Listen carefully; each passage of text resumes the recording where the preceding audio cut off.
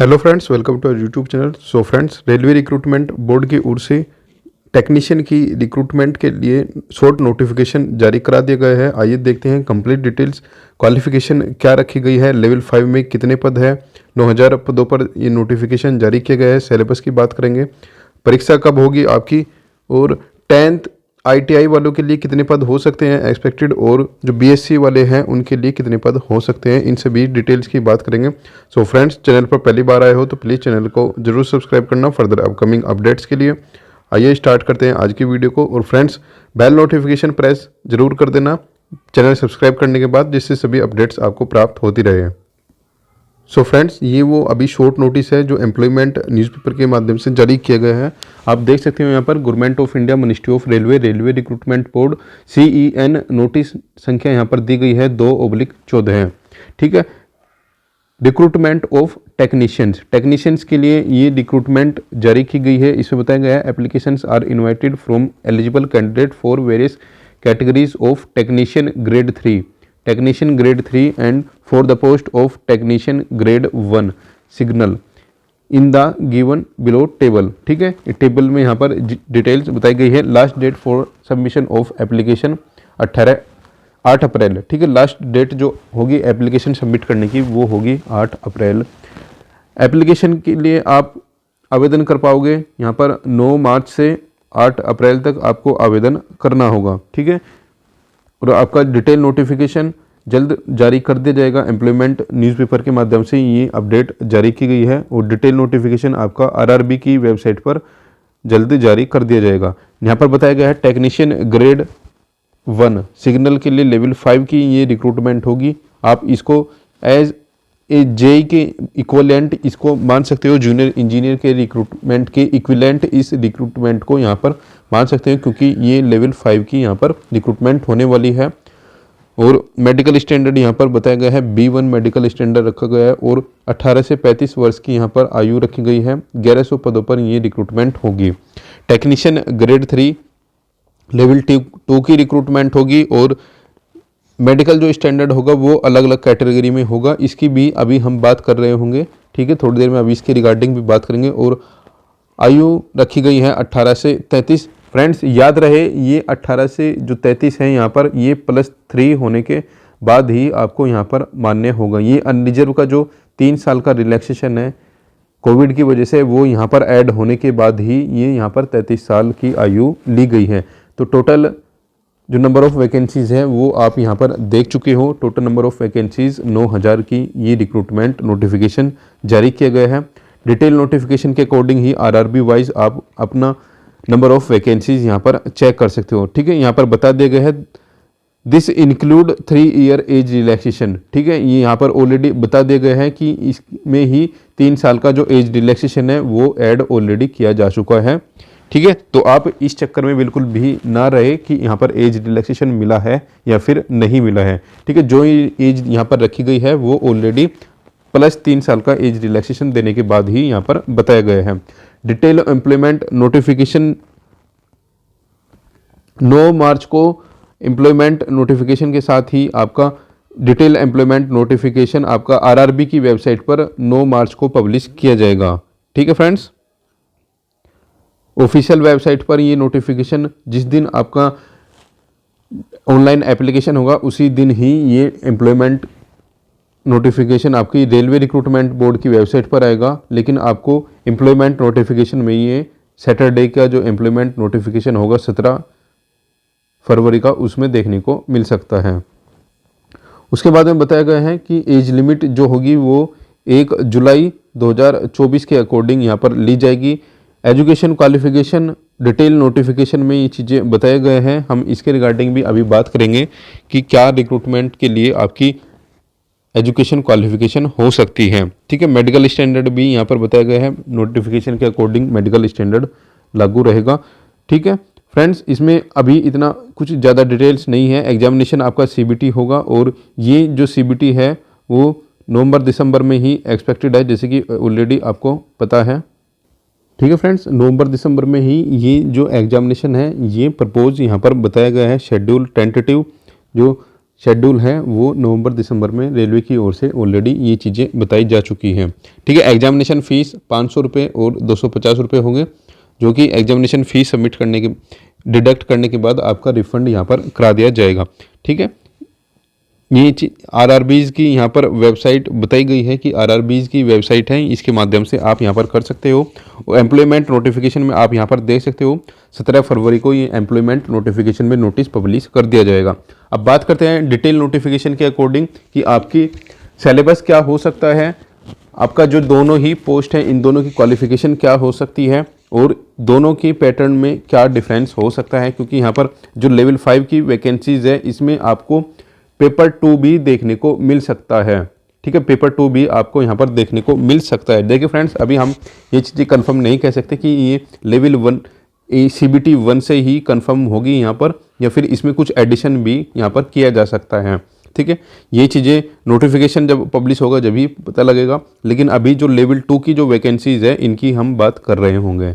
So friends, अभी हमने technician जो रिक्रूटमेंट 2018 आई थी इसका अभी रिक्रूटमेंट नोटिफिकेशन निकाला है, इसी के अकॉर्डिंग हम बात करेंगे आपकी जो टेक्नीशियन की जो एग्ज़ाम है वो किस प्रकार से होगी। क्योंकि आपको याद होगा कि जो बच्चे CBT देते हैं टेक्नीशियंस के लिए उनको याद होगा कि जो 2018 की जो रिक्रूटमेंट हुई थी उसमें CBT 2 लिए गए थे, यानी कि 2 CBT लिए गए थे टेक्नीशियन की रिक्रूटमेंट के लिए, और ALP की रिक्रूटमेंट के लिए भी 2 CBT यहाँ पर लिए गए थे। लेकिन जो 2024 की टेंटेटिव टाइमलाइन अभी दी गई है रेलवे की ओर से टेक्नीशियन की रिक्रूटमेंट के लिए, उसमें केवल और केवल अभी एक CBT ही आपका बताया गया है।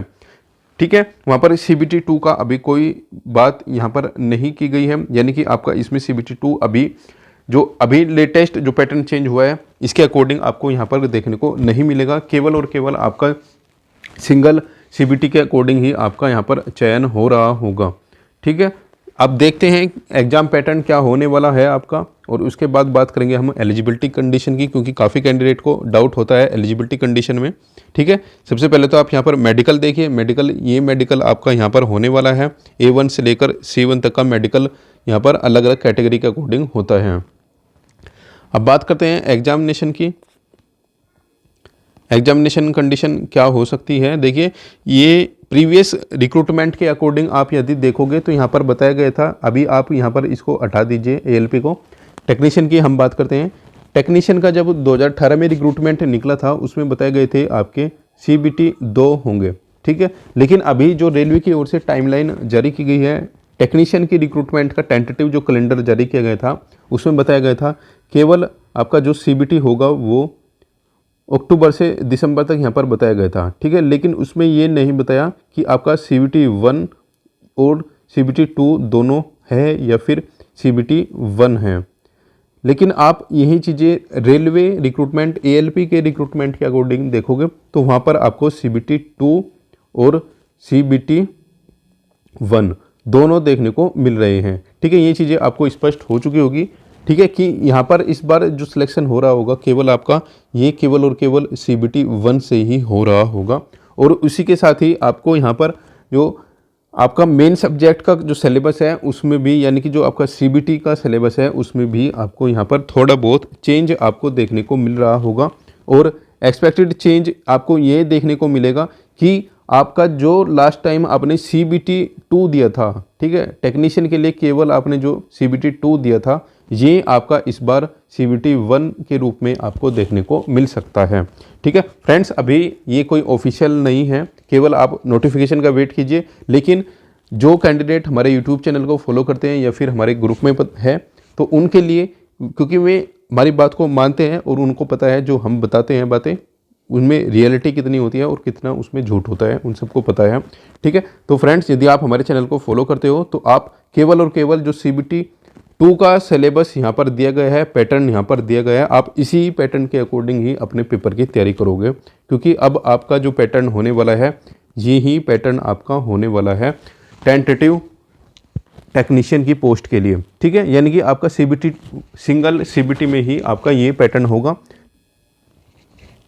सो आपका जो पेपर होगा वो पार्ट A पार्ट B में यहाँ पर डिवाइड होने वाला है। 90 मिनट का आपका पेपर होगा, 100 क्वेश्चन होंगे, और पार्ट A बताया गया है कि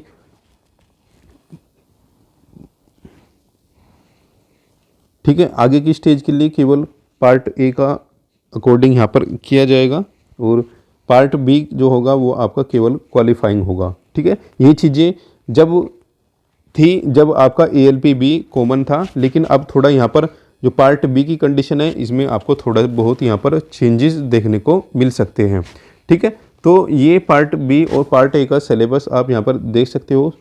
ठीक है, पार्ट ए में mathematics, general intelligence, reasoning, engineering और जनरल अवेयरनेस और करंट अफेयर, ये पार्ट ए का होगा। ठीक है, और पार्ट बी में आप यहाँ पर देख सकते हो पार्ट बी का 60 मिनट के 75 क्वेश्चन मिलेंगे आपको और 35% मिनिमम क्वालिफाइंग मार्क्स आपको लेके आने होंगे। ठीक है, सो फ्रेंड्स, ये वो CBT एक्सपेक्टेड हमारे अकॉर्डिंग हो सकता है, CBT पैटर्न हमारे अकॉर्डिंग हो सकता है जो आपको इस बार टेक्नीशियन की रिक्रूटमेंट में देखने को मिल सकता है, क्योंकि लास्ट टाइम जो रिक्रूटमेंट हुई थी टेक्नीशियन की उसमें 2 CBT में परीक्षा हुई थी आपकी टेक्नीशियन के लिए, लेकिन अभी जो नोटिफिकेशन के अकॉर्डिंग टाइमलाइन रेलवे की ओर से बताई गई है उसमें बताया गया है केवल CBT 1 में ही आपका जो एग्ज़ाम है वो कंप्लीट कराया जाएगा। ठीक है, तो इसके अकॉर्डिंग यदि आप जोन से भी ब्रांच से हो तो आप उसके अकॉर्डिंग ये आपकी यहाँ पर ट्रेड होने वाली है, जो टेस्ट आपका यहाँ पर होने वाला है। फ्रेंड्स, अब बात करते हैं जो एलिजिबिलिटी कंडीशन है वो क्या हो सकती है, क्वालिफिकेशन क्या हो सकती है इस रिक्रूटमेंट के लिए, क्योंकि आपको पता है ALP का रिक्रूटमेंट नोटिफिकेशन सेपरेटली आ चुका है। तो अब हम बात करेंगे केवल और केवल टेक्नीशियन की रिक्रूटमेंट के लिए क्या एलिजिबिलिटी कंडीशन आपके यहाँ पर हो सकती है। ठीक है, ये असिस्टेंट लोको पायलट का है और टेक्नीशियन के लिए आप देख सकते हो यहाँ पर टेक्नीशियन की अलग अलग पोस्ट है। तो इसके लिए आपको ध्यान रखना होगा या तो आपके पास ITI हो या फिर NCVT सर्टिफिकेट हो, ये चीज़ें आपको कंपलसरी यहाँ पर ध्यान रखनी होगी।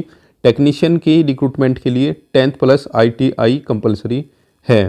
ठीक है, या फिर डिप्लोमा भी आपके पास है तो भी यहाँ पर आपका काम हो रहा होगा। ठीक है, और यहाँ पर ध्यान रखना होगा कि आपके पास मिनिमम ITI होना ज़रूरी है और हाईएस्ट में आपके पास डिप्लोमा भी हो सकता है या फिर BTech भी यदि आप है तो भी आप एलिजिबल हो जाओगे इसमें।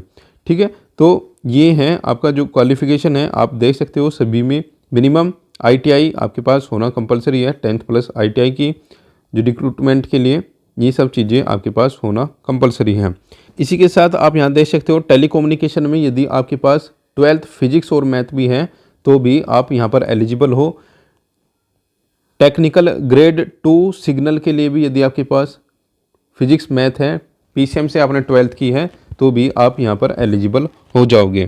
ठीक है, ये पोस्ट है जिनके लिए यदि आप PCM से 12th किए हो तो भी आप यहाँ पर एलिजिबल हो जाओगे।